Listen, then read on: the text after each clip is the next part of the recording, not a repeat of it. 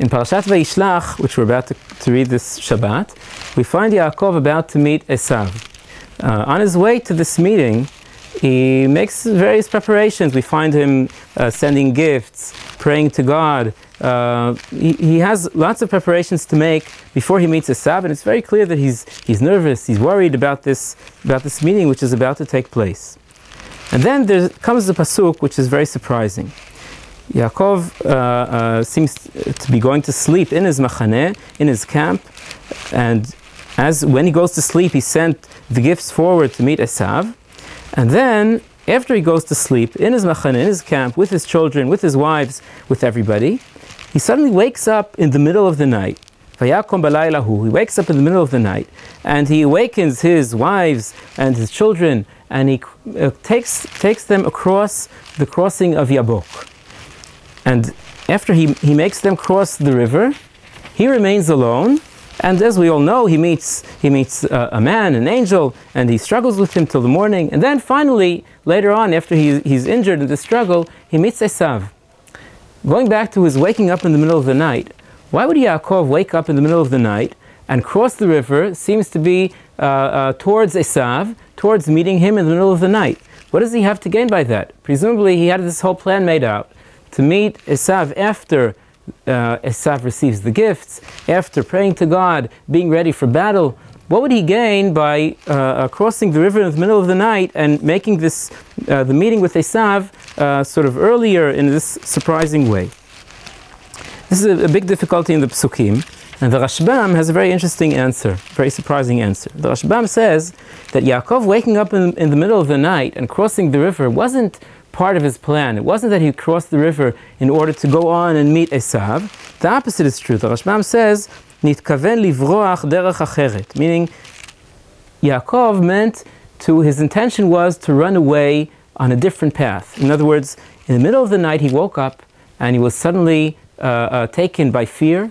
And although he made all the preparations and although God promised him to protect him, he decided simply to run away. And to run away, not to meet Esav, maybe not to come at all to Eretz Canaan. We don't know exactly what his plan was, but his intention was to run away with his wives and children. According to this, we can understand the continuation of the parasha much better. What happens after he takes his wives and children across the river? He himself remains alone. The Rashbam says it means he remained alone on the side of Esav. In other words, he himself hadn't ran away from Esav yet. And at that point, that was the last moment when his running away could be stopped.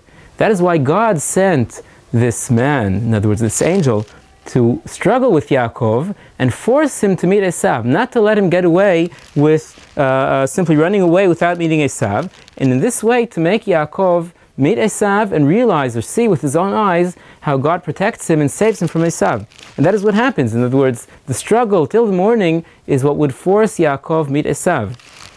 At the end of the struggle, when the angel sees that he can't overcome Yaakov, so Yaakov still is trying to run away. The Rashbam says, "Vayavek malach imo," the angel fought with him in order that he shouldn't be able to run away, and he would be forced to see the promise of Kadosh Baruch Hu coming true. And then the angel sees that he can't make it. Ki lo yacholo hamalach, he can't overcome Yaakov. V'ratza la'avor v'livroach be'al korcho, and yet Yaakov wants to run away. In other words, even when Yaakov is victorious in his struggle against the angel, he wants to win this fight and run away. So the angel is forced, as the last, the only thing the angel can yet do is injure Yaakov and then force him to meet Esav. And that is the meaning of the injury of Yaakov in his thigh. The meaning of that is that the injury was necessary in order to force Yaakov to meet Esav, which is what really happens later on. According to this, the reason why we don't eat the Gid HaNasheh, which is the part of Yaakov which was injured, the reason we don't do this, as the pasuk says, "Al ken lo yochlu bnei Yisrael et gid hanasheh asher al kaf hayarech ad hayom hazeh," the Rashbam says the reason is this will be in memory lezichron gvurato shel Yaakov, to remember the bravery of Yaakov, that he fought against the angel. Now we realize this fighting against the angel it was forced upon him. It wasn't something he did with great out of his own will. Was forced upon him, and nevertheless we see this as a sign of his bravery. In other words, we can learn from this that we also we're not always brave enough to pick a fight or to be there of our own initiative to start the fight. But even when it's forced upon us and we're there to make the fight and we don't give in, we don't run away, even that is a way to meet our bravery. So there's also a promise here from Kadosh Baruch Hu, not only that He'll save us, but also that He won't let us get away without giving a fight, without revealing or finding for ourselves the bravery that's hidden inside of us. Shabbat Shalom.